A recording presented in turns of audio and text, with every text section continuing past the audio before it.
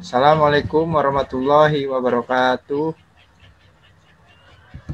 Kenalkan, kami dari kelompok 3 ingin mempresentasikan analisis laporan keuangan PT Asuransi Multi Artaguna Tbk yang beranggotakan Arif Kurniawan, Erina Amarvia Yunazar, Eritrina Afeliasari, Irfan Ramadhani, Putri Dwi Septiani, Ronald Harbi, dan Siti Sofia.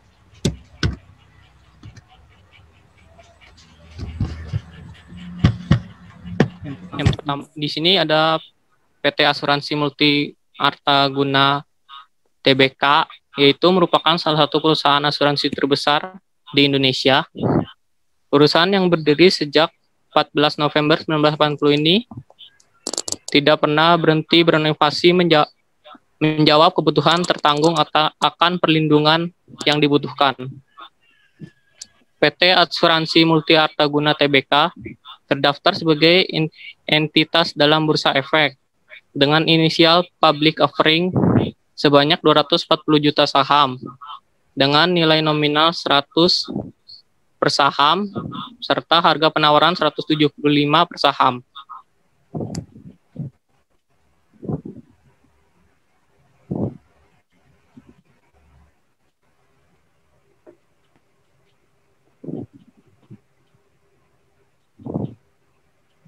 Di sini ada produk asuransi PT AMAK.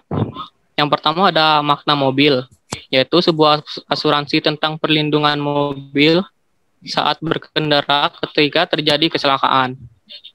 Yang kedua ada Makna Sehat, yaitu memastikan keuangan tidak terganggu akibat penggantian biaya perawatan dan pengobatan rumah sakit.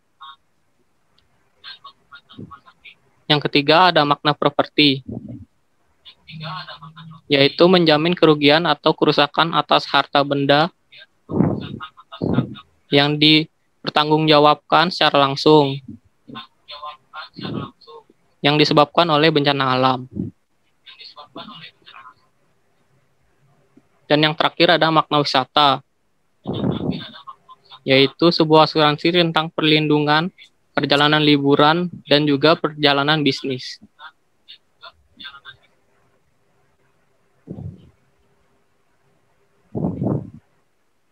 Di sini kita akan melakukan analisis, ada 10 analisis.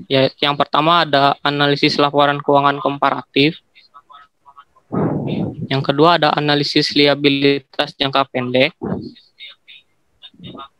Yang ketiga ada analisis struktur modal solvabilitas. Yang keempat ada analisis pengembalian atas modal yang diinvestasikan. Yang kelima ada analisis pemanfaatan aset. Yang keenam ada analisis kinerja dan probabilitas operasi. Yang keenam ada analisis pergerakan saham.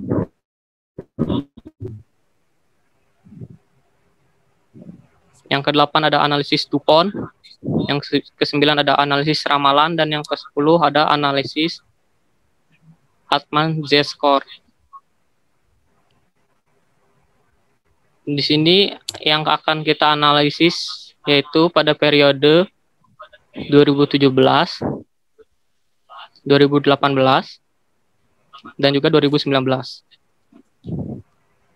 Nah, di sini ada market capitalization perusahaan asuransi. Berdasarkan nilai kapitalisasi pasar pada tahun 2019, tercatat ada 10 pengembang yang menjadi penguasa pasar asuransi Indonesia. Nah, berdasarkan data tersebut dapat dilihat bahwa PT Asuransi Jiwa Sinarmas MSG Tbk merupakan perusahaan asuransi dengan market capitalization tertinggi di antara pengembang yang lain. Dan hal tersebut menempatkan Life sebagai market leader perusahaan asuransi dengan nilai kapitalisasi pasar sebesar 37,84%. Dan di posisi kedua ada Kresna Insurance sebesar 34,01%. Ada asuransi APDA sebesar 12,79%. Ada MREI sebesar 6,55%.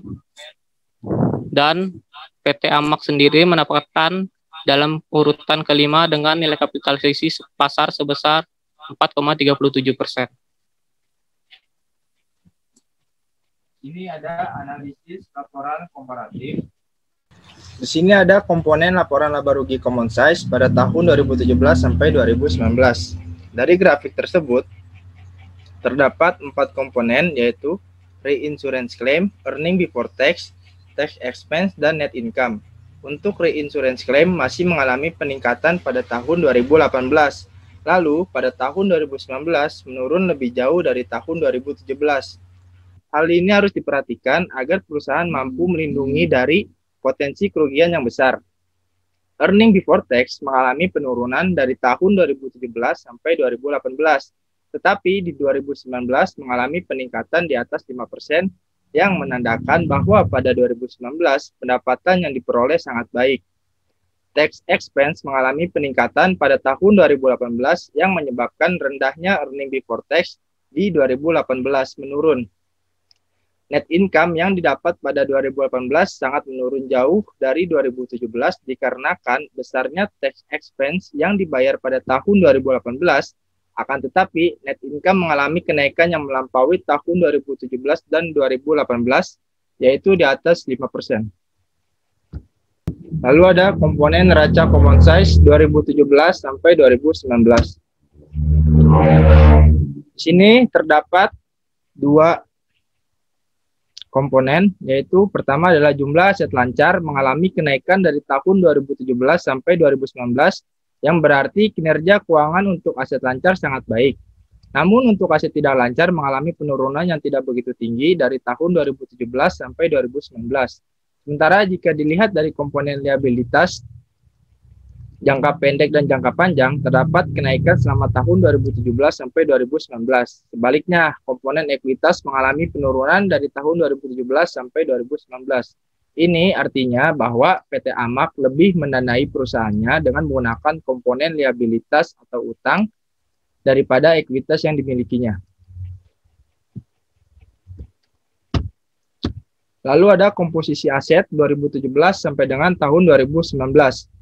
Di sini terdapat ada 3 pos yang cukup signifikan terhadap total aset yang dimiliki Amak, yaitu aset reasuransi, investasi efek tersedia, dan aset tak berwujud, di mana angka ketiga akun tersebut sangat tinggi terhadap total aset dalam laporan posisi keuangan.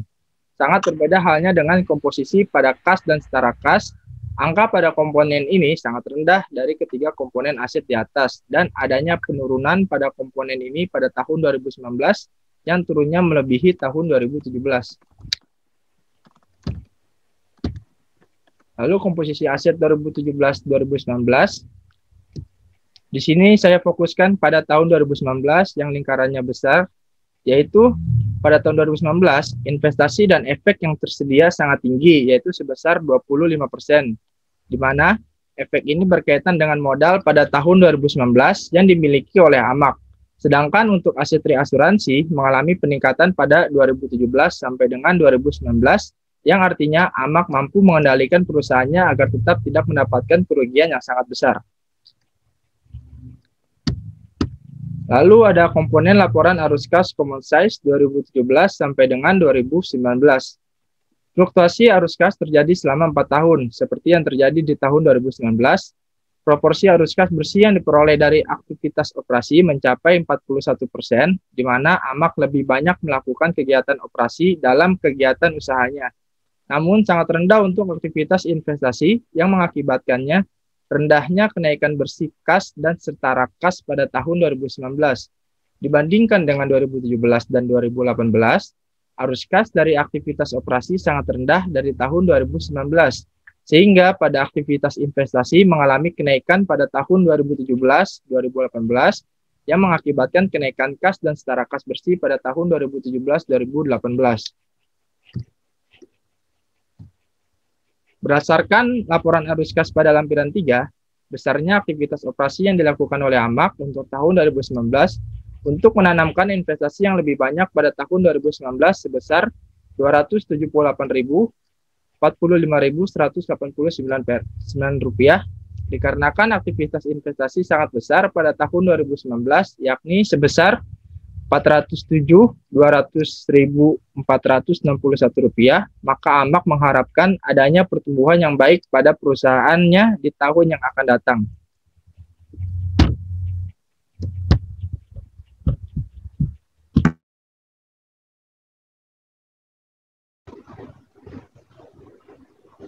Untuk selanjutnya kita membahas analisis likuiditas jangka pendek.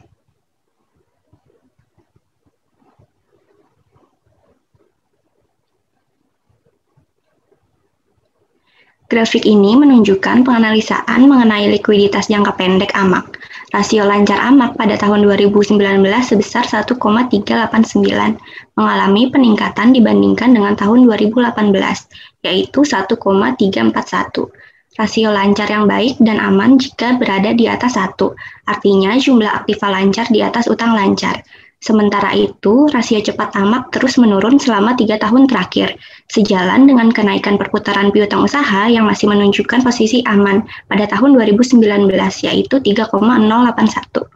Hal ini menunjukkan hal yang kurang baik jika dibandingkan dengan Life atau asuransi jiwa Sinarmas sebagai market leader yang mempunyai rasio cepat lebih besar dari AMAK, yaitu sebesar 0,543. Kondisi perusahaan asuransi hingga tahun 2019 masih terpantau meningkat positif, yang dimana mempengaruhi kinerja keuangan AMAK. Analisis perputaran piutang AMAK menunjukkan kinerja yang baik karena mengalami peningkatan. Hal tersebut menunjukkan kebijakan kredit AMAK yang lebih agresif dalam pengelolaan piutang.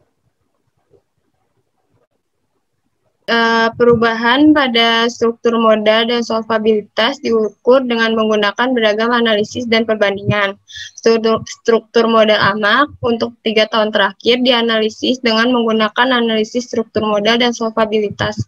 Sebagaimana ini terdapat grafik struktur modal 2017 hingga 2019.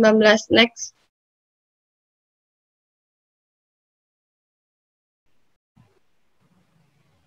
Yang ini untuk diagram struktur modal 2016 modal dan soliditas AMAK dibandingkan market leader di tahun 2019, dapat dilihat bahwa terjadi pergeseran struktur modal AMAK dari tahun 2017 menuju ke 2019. Hal tersebut dapat dilihat dari peningkatan debt to equity rasio atau DER dari tahun 2017 yang hanya sebesar 1,10 menjadi 1,30 tahun 2019.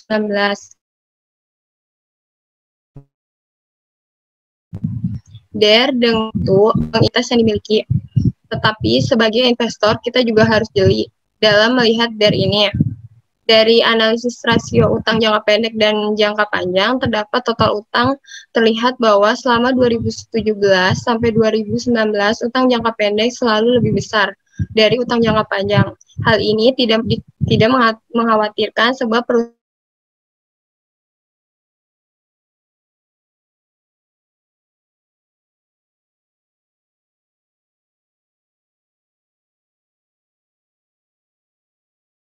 masih berada di bawah DER market leader sebesar 1,04. Selain itu, posisi rasio utang jangka panjang dibandingkan total utang AMAK dibandingkan market leader tidak aman dengan nilai 0,06 dibandingkan 0,01. Next.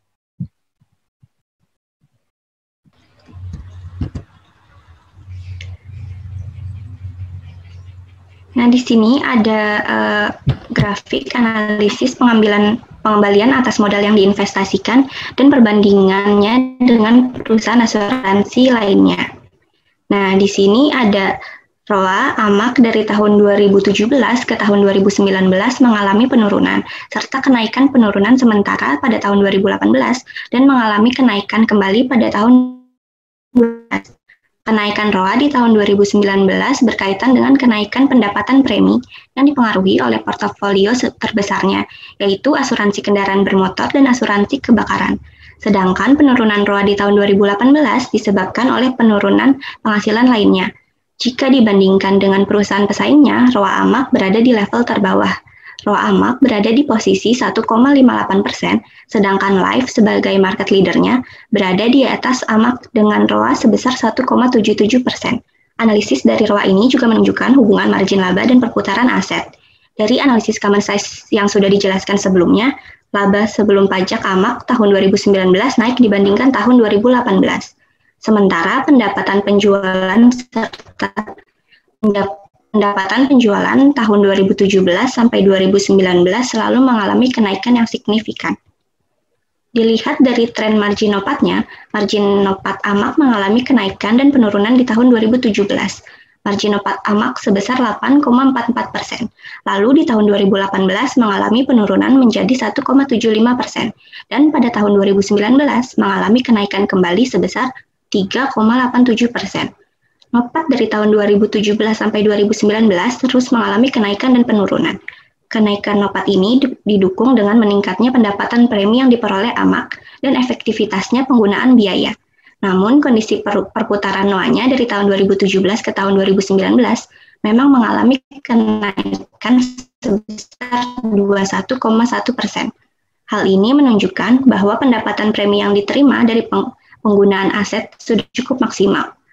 Dibandingkan dengan perusahaan pesaingnya, di tahun 2019, margin nopat AMAG berada di peringkat terbawah, yaitu berada pada posisi 3,87%, sedangkan market leader berada di posisi 8,04%. Sementara posisi tertinggi ditempati oleh asuransi Bina Dana Arta atau ABDA yang mencapai 11,33%. Dari perputaran NOA-nya atau NOATO, AMAG berada di peringkat kedua, yaitu sebesar 0,934 di atas ABDA, yaitu sebesar 0,571. RNOA AMAG di tahun 2017 ke tahun 2019 mengalami kenaikan dan penurunan. Kenaikan RNOA di tahun 2019 lebih disebabkan oleh kenaikan perputaran NOA di tahun 2019. Dibandingkan dengan perusahaan pesaingnya, RNOA AMAG di tahun 2019 berada di peringkat kedua dari perusahaan pesaingnya. ROCE AMAG mengalami penurunan dan kenaikan pada tahun 2017 ke 19, dan kenaikan yang terjadi di tahun 2019 menjadi 13,48%. Sementara dibandingkan pesaingnya, ROCE AMAG berada di peringkat terbawah. Lalu Life AMAG dari tahun 2017 ke tahun 2018 mengalami kenaikan sementara, dan untuk tahun 2018 sampai 19 mengalami penurunan. Posisi Life pada tahun 2019 mencapai 7,6%. Life AMAG merupakan life terkecil dari perusahaan pesaingnya. Proporsi utang AMAG terhadap ekuitasnya tercermin dalam NFO, di mana NFO dari tahun 2017 sampai 2019 mengalami kenaikan dan penurunan. Selanjutnya, rasio leverage sebesar 7,6% mengimplikasikan bahwa AMAG meminjam sebesar 2,371 untuk setiap rupiah ekuitas. Dibandingkan dengan perusahaan lain, AMAG adalah yang memiliki rasio yang terendah. Sementara itu, ROE AMAG dari tahun 2017 ke tahun 2018 mengalami penurunan, tetapi untuk tahun 2018 sampai 19 mengalami kenaikan. ROE AMAG tahun 2019 berada di peringkat terbawah, yaitu 11,05%.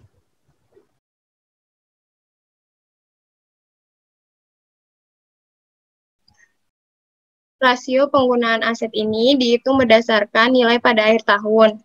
Rasio penggunaan aset AMAG tidak begitu mengalami fluktuasi dan ada yang tetap.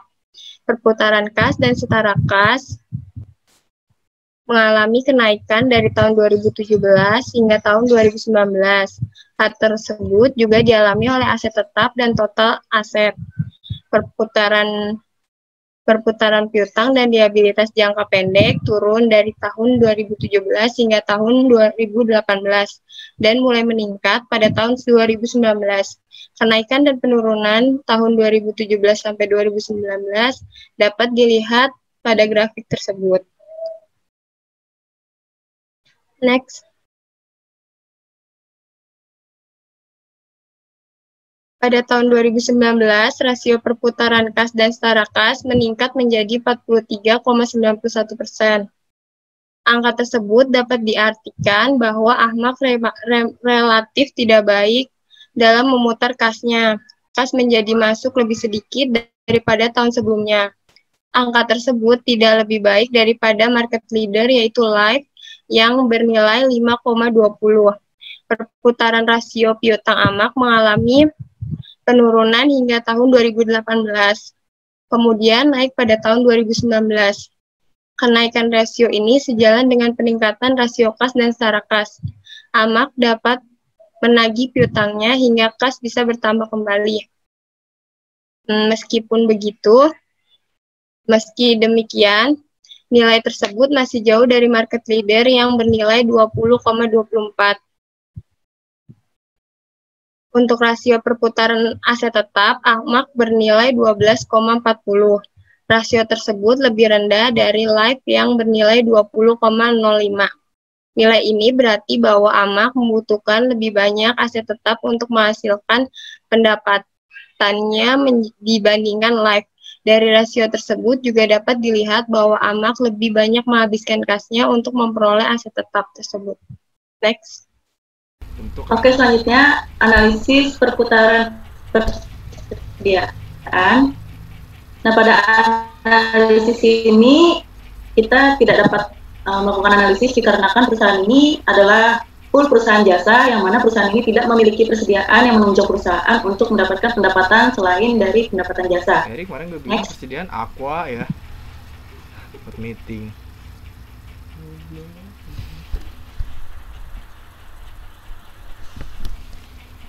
Nah, sekarang kita bahas analisis kinerja dan profitabilitas operasi. Next.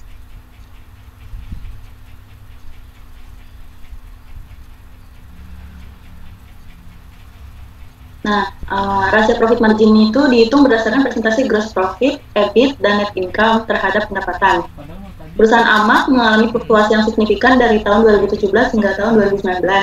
Jika dilihat dari gross profit margin atau GPM, Ahmad dari tahun ke tahun memanfaatkan faktor produksi seperti tenaga kerja dengan baik.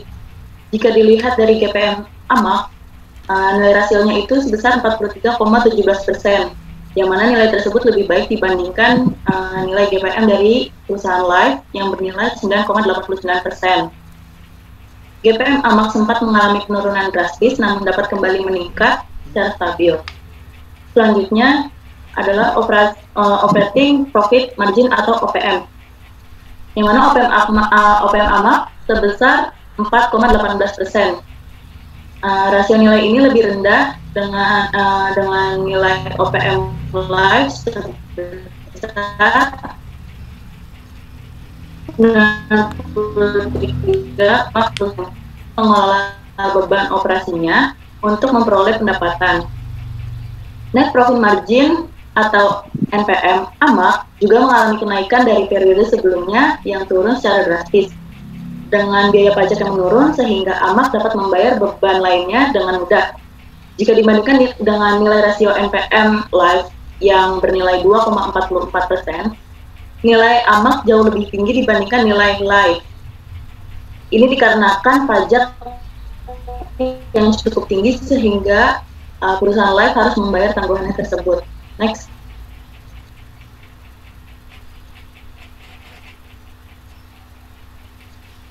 Nah, untuk aset tetap terhadap akumulasi penyusutan, nambah asetnya atau mengganti aset yang usang. Rasio ini diperoleh dari membandingkan akumulasi penyusutan dengan nilai aset tetap yang dimiliki perusahaan. Dikarenakan perusahaan ini adalah perusahaan jasa, maka pada analisis rasio akumulasi penyusutan ini hanya menganalisis aset tetapnya. Rasio akumulasi penyusutan Ahmad yang tetap dibandingkan rasio akumulasi penyusutan Live yang mengalami fluktuasi namun cenderung stabil.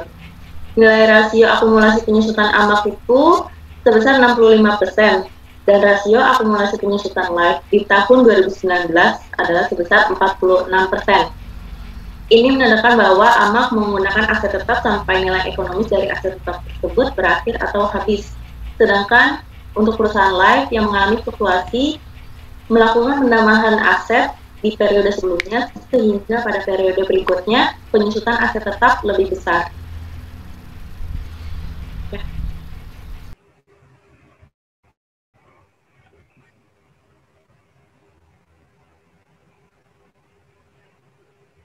Selanjutnya ada analisis pergerakan saham. Selama tahun 2019, perkembangan harga saham AMAK tercantum di lampiran 25 mengalami penurunan sebagaimana ditunjukkan pada grafik berikut. Selama tahun 2019, perkembangan harga saham AMAK lampiran 25 mengalami penurunan, di mana pada bulan Januari menunjukkan harga saham di angka 310, sempat mengalami penurunan di bulan Februari sampai April, namun bulan Mei dan Juli harga saham mengalami peningkatan di angka 315. Lalu kembali lagi menurun sampai akhir tahun 2019 di angka 296. Lanjut.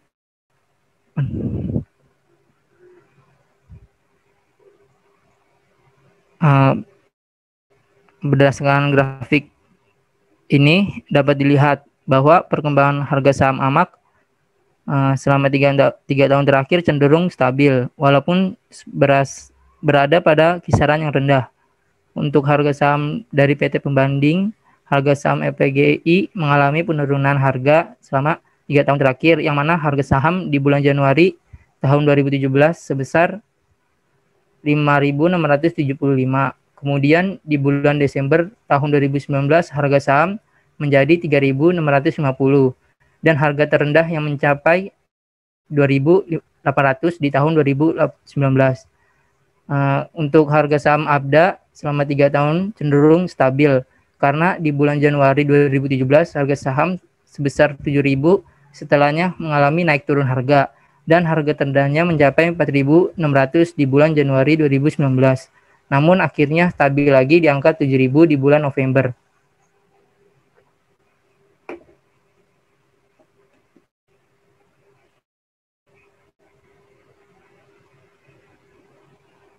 Selanjutnya analisis DuPont.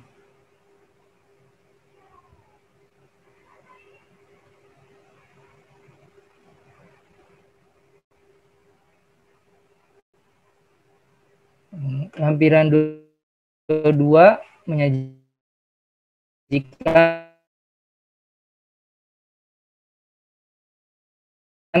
analisis 2019 dan perbandingan dengan perusahaan dalam industri yang sama untuk tahun 2019. Selama 3 tahun ini, ROE AMAK mengalami penurunan bila dilihat dari ROE 5 faktor. Terlihat bahwa NPE margin mengalami penurunan dan financial leverage mengalami peningkatan, yang menunjukkan bahwa AMAK tidak mampu menggunakan tambahan hutang yang sebagai besarnya digunakan untuk perolehan aset untuk menciptakan tambahan keuntungan. Lalu aset turnover juga mengalami peningkatan.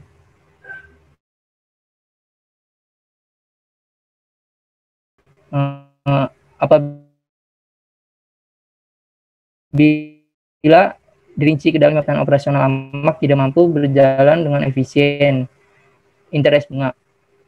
Lanjut.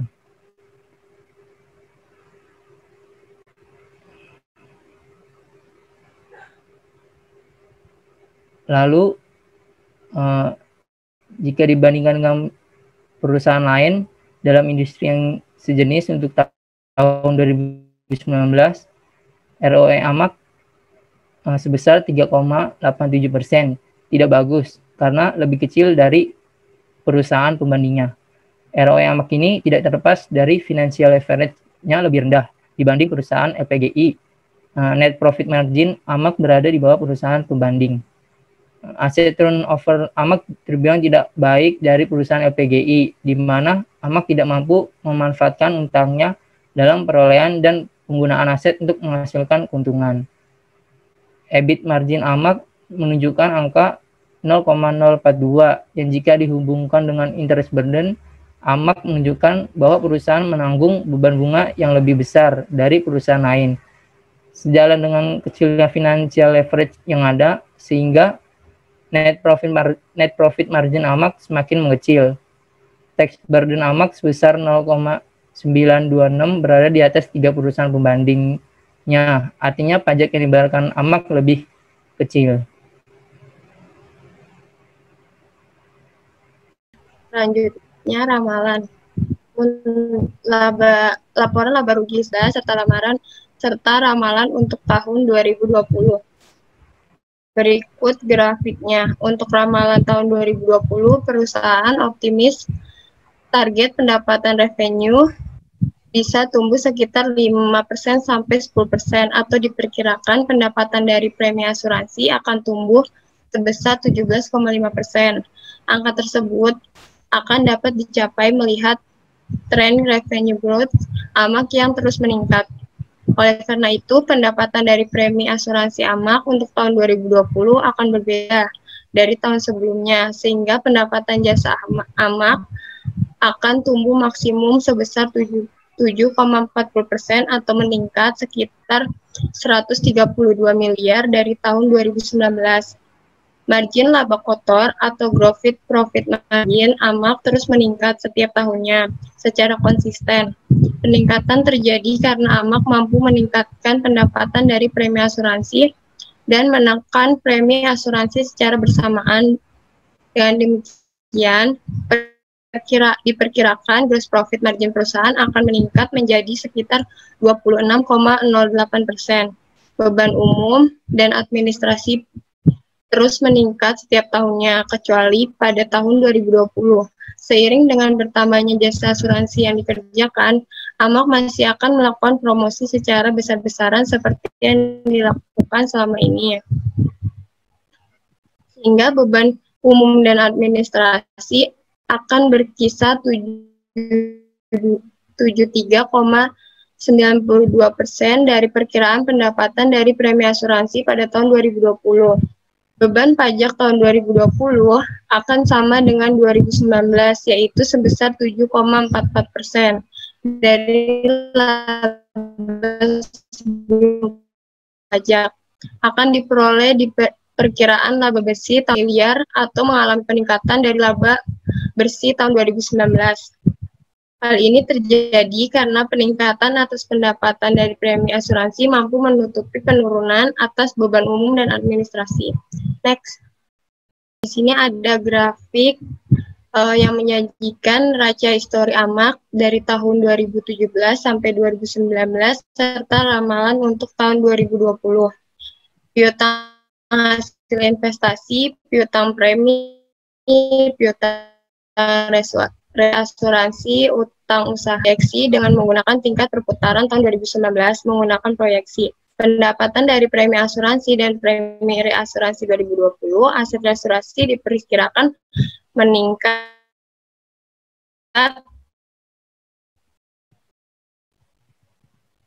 akan meningkat.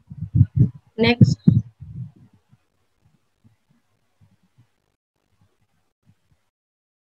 Formula Z-score untuk melihat seberapa besar potensi kebangkrutan perusahaan yang meliputi working capital to total asset, retained earning to total asset, earning before interest and taxes to total asset, book value of equity to book value of total debt. Formula pemodifikasi yang digunakan adalah Z-score sama dengan 1,2 T1 ditambah 1,4 T2 ditambah 3,3 T3 ditambah 0,6 T4 dan ditambah 0,99 T5. Dari data perhitungan Z-score untuk PT AMAK mengalami fluktuasi sejak tahun 2017, tetapi adanya peningkatan. Untuk tahun 2017, Z-score yang dihasilkan dari perhitungan tersebut 1,550. Dengan indikator apabila Z-score lebih dari 3,0, maka perusahaan dianggap aman. Artinya, untuk tahun 2017, PT AMAK dalam kondisi perusahaan berpotensi mengalami kebangkrutan, yakni sebesar 1,341. Artinya, PT AMAK pada tahun 2018 juga masih berpotensi kuat mengalami kebangkrutan dan tertinggi diperoleh pada tahun 2019, yakni sebesar 4,381, yang artinya untuk tahun 2019 perusahaan dianggap aman terhindar dari risiko kebangkrutan. Apabila menelusuri faktor penyusunannya, besar aset liquid atau T1 terus mengalami penurunan sejak tahun 2017 sampai 2019. Hal ini juga sama dengan semakin menurunnya profitabilitas perusahaan atau T3.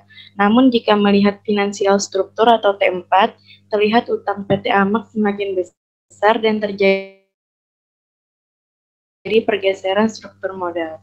Utang yang terlampau besar akan berbahaya bagi kelangsungan perusahaan membesar. Walaupun Z-score ini secara umum cukup bagus dalam melindungi kita dari berinvestasi pada perusahaan-perusahaan yang berpotensi untuk mengalami kebangkrutan, kita harus pandai menaksir nilainya apakah relevan dengan nature, dengan kondisi industri di mana perusahaan berada.